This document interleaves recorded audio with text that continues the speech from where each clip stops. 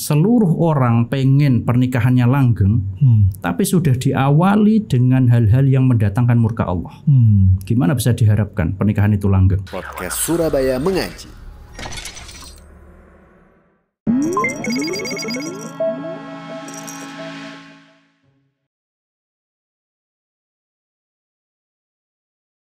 Bismillah, Assalamualaikum warahmatullahi wabarakatuh. Alhamdulillah, wassalatu wassalamu ala rasulillah. Teman-teman sekalian, selamat datang kembali di podcast Surabaya Mengaji. Masya Allah, di podcast ini kita insya Allah akan membahas seputar tema-tema menarik yang akan diperbincangkan dengan narasumber. Dan di episode kali ini bersama guru kita Ustadz Muhammad Azhari. Assalamualaikum Ustadz. Waalaikumsalam warahmatullahi. Sehat Ustadz? Alhamdulillah sehat. Alhamdulillah. Baik teman-teman sekalian, di episode kali ini kita membahas tentang kesalahan-kesalahan yang dilakukan oleh sebagian orang ketika hendak menikah.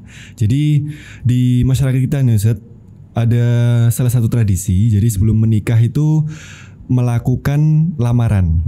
Nah cuman ketika lamaran itu ada prosesi atau kegiatan, yaitu kegiatan tukar cincin Ustaz. Jadi antara si calon mempelai pria dan calon mempelai wanita ini saling bertukar cincin di acara lamaran tersebut. Nah ini apakah termasuk yang memang diperbolehkan atau termasuk kesalahan Ustaz? Ya. Iya, jadi berkaitan dengan tukar cincin di sini, para ulama atau sebagian ulama merincikan, ya, yaitu apakah prosesi tukar cincin ini diiringi dengan keyakinan tertentu atau tidak, ya. Kalau diiringi dengan keyakinan tertentu, ya, misalnya dengan adanya prosesi ini, insya Allah pernikahannya akan langgeng, ya kan? Kemudian insya Allah urusannya lancar, ya. Maka ini tidak boleh karena masuk ke dalam syirik kecil, ya. Yaitu karena ini masuk ke dalam bab menjadikan sesuatu sebagai sebab, padahal sesuatu tersebut bukanlah sebab dari segi syar'i maupun kauni. Kauni itu penelitian, sains dan sebagainya. Maka ini termasuk syirik kecil, ya. Tidak ada dari segi dalil tukar cincin menyebabkan langgeng, ya. Adanya ya suami solihah dan istri solihah. Secara penelitian juga tidak ada, ya. Apa kaitannya cincin dengan pernikahan? Ya, apa hubungannya? Tidak ada, ya. Ini kalau diiringi dengan keyakinan. Yang kedua, kalau nggak ada keyakinan apapun, ya, adatnya masyarakat seperti itu, ya aku pengen ngikuti, ya. Maka ini adalah di sana ada khilaf di kalangan ulama, ya. Sebagian ulama mengatakan tidak boleh karena dia berasal dari adat istiadat orang kafir, orang kufar, ya. Dahulu mereka tukar cincin dan sebagaimana. Sebagian ulama lagi mengatakan diperbolehkan, ya.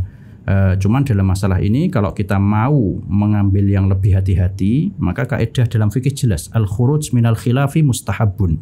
Keluar dari khilaf itu lebih baik, ya.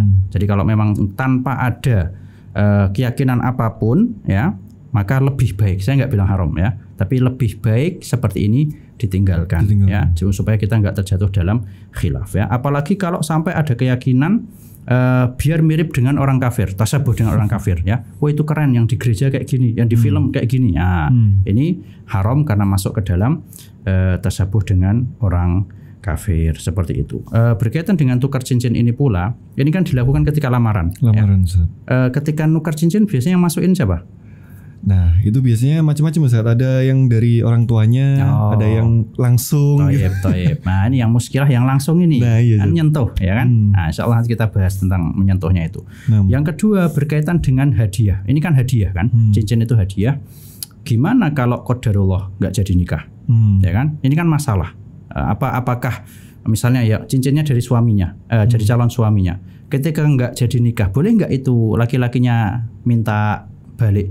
Wah nggak jadi nikah, tolong kembalikan dong, kan seperti itu. Ya, jadi akan menimbulkan banyak masalah, ya. Meskipun dalam masalah boleh nggak seseorang yang tidak jadi nikah itu ngambil balik hadiahnya, di sana ada perincian, ya. Kalau pembatalan ini dari si laki-laki, ya, maka laki-laki nggak berhak ngambil hadiah tadi, ya. Karena kasihan yang perempuan udah dibatalin PHP, diambil lagi cincinnya, kan kasihan, ya. Tapi kalau pembatalan ini dari pihak perempuan, maka pendapat yang sahih laki-laki boleh ngambil hadiahnya kembali. Wallahu a'lam. Nah, terus kemudian ada salah satu prosesi lagi yang biasanya di Indonesia itu ini Ustaz, yang dilakukan sebelum nikah itu foto prewedding.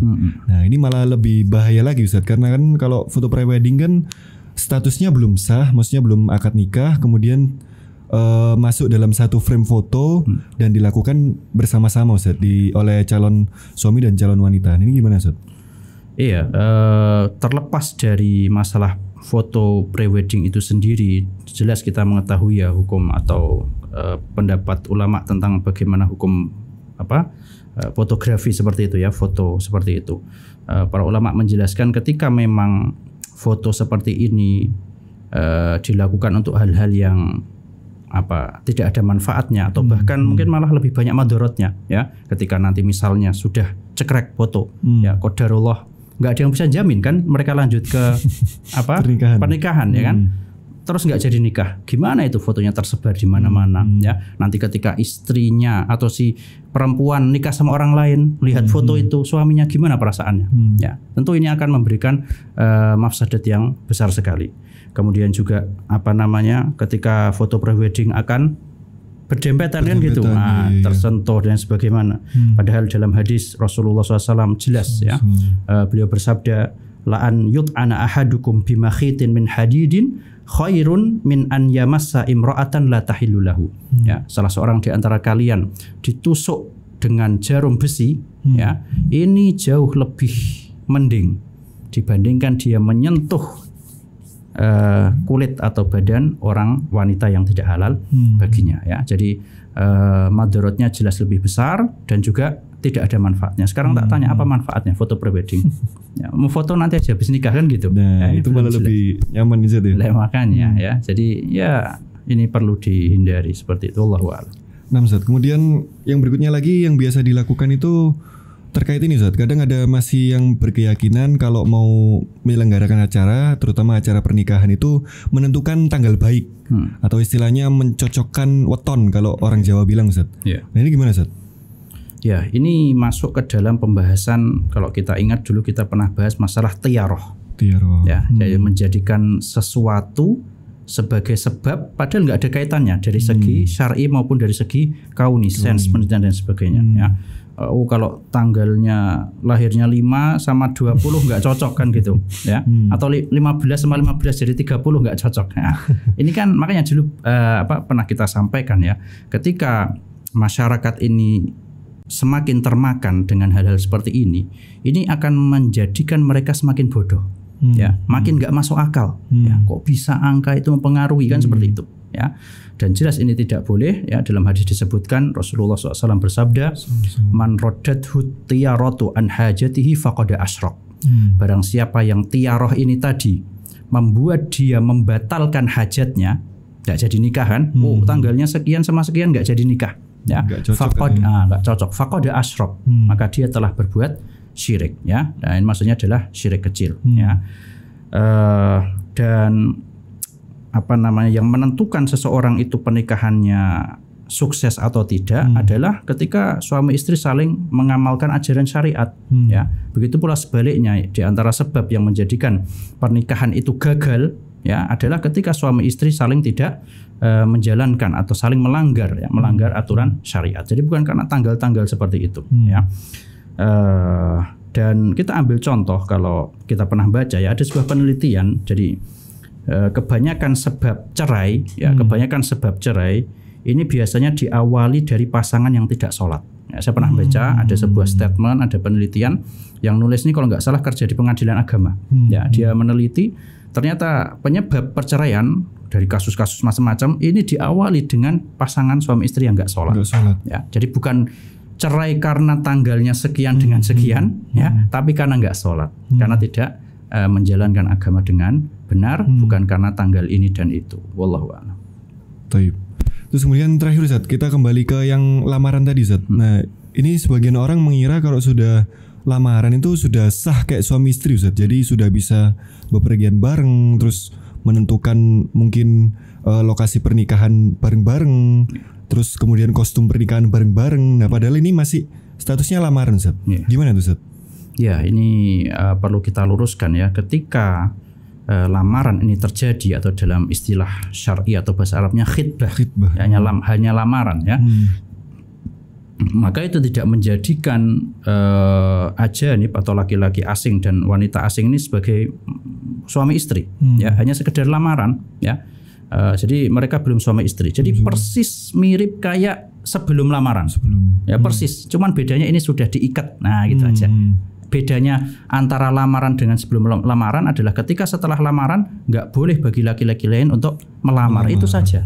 Ya, bukan kemudian udah jalan bareng, pergi bareng, nginep bareng, waliyazubillah. Ya, ini bisa menyebabkan kepada zina. Ya, Allah Subhanahu wa taala berfirman dalam surat Al-Isra, "Wala taqrabuz zina." Dan janganlah kalian mendekati zina. Allah tidak mengatakan wala taznu, janganlah berzina, tapi janganlah dekati zina. Jauhilah hal-hal yang dikhawatirkan bisa menjerumuskan ke dalam zina. Ya. Dan juga Nabi SAW bersabda dalam sebuah hadisnya, la yakhluwanna rajulun bimra'atin illa wa ma'ahuma syaitan. Ya, tidaklah seorang laki-laki khulwah menyendiri dengan wanita yang bukan mahramnya kecuali mesti di situ ada setannya. Ya kan? Kemudian juga dalam hadis lain Rasulullah SAW bersabda, la tusafir al-mar'atu allati tu'minu billahi wal yaumil akhir illa ma'adhi mahram. Tidak halal seorang wanita yang beriman kepada Allah dan hari akhir untuk melakukan safar kecuali dengan mahramnya. Ya, ketika dia safar dengan tadi orang yang melamarnya, jelas dia telah bermaksiat. Dan bagaimana suatu pernikahan yang seluruh orang pengen pernikahannya langgeng, tapi sudah diawali dengan hal-hal yang mendatangkan murka Allah. Gimana bisa diharapkan pernikahan itu langgeng? Ya, jadi selayaknya bagi calon suami istri yang sudah melakukan lamaran hendaknya menjauhi hal-hal yang dikhawatirkan dapat mendatangkan amarah Allah Azza wa Jalla. Allah. Baik Ustaz, jazakallah khair Ustaz atas pemaparannya. Demikian teman-teman sekalian, Masya Allah telah kita kulik bersama terkait beberapa acara atau kegiatan yang dilakukan oleh sebagian orang yang hendak menikah. Itu ternyata dalam syariat atau tidak diperbolehkan, dengan penjelasan yang tadi disampaikan oleh Ustaz. Semoga bisa bermanfaat dan semoga Allah mudahkan bagi yang ingin menikah dan juga jalannya menuju pernikahan sesuai dengan syariat dan tidak melanggar syariat. Demikian kita tutup. Wassalamualaikum warahmatullahi wabarakatuh.